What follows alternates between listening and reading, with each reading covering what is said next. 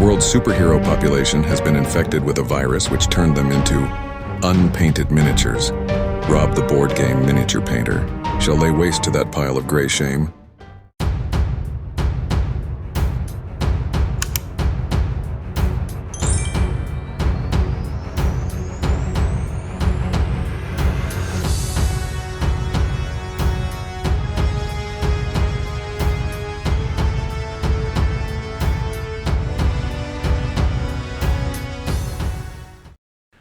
Hey everybody, welcome to the final part of this mini-series of Warm vs. Cool underpainting, where we put some matte black and skeleton bone, some matte gray and some Leviathan light to see if it actually made a difference when painting these minis.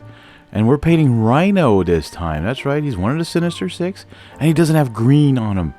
He's pretty much got three colors. He's got peachy flesh.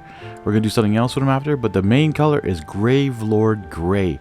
And I will tell you right now, there is a tad difference with the Gravelord Gray, because Gravelord Gray I find is one of the ones that is the most opaque of the speed paints, and is able to like keep that undercoating shine through anyways.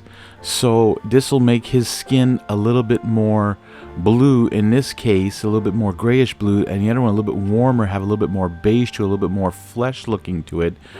And if you notice, I didn't even use bony matter yet, because that's coming up, because I'm going to fix all the areas with a lighter green color, make it look a little bit more gruesome on the zombie version, and that's coming up in a second there.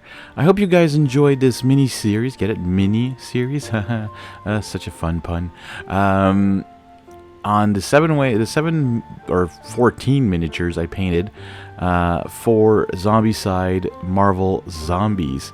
Here you go. I'm using the grotesque green to get all those pus-filled areas, because I could have done the bony matter first and then just got like that done, but I figured, you know what, I'm just gonna slap on all the Gravelord Gray, let it dry really well, and then come back and do where it is that he's got like some rotting flesh and stuff.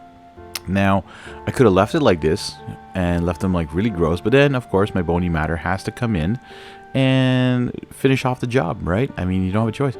But this guy literally took probably like 3 minutes to paint. So, not including the base, because of course I don't show you guys when I paint the bases, but you can do whatever you want with them. That's what's fun about these. You can do a lot of stuff, and there you have it, folks. Rhino. Again, just a hint of a difference. Anyways, I want to thank you guys so much for watching this mini-series. If you haven't watched them all, go back, watch them all, and we'll see you all in the next one.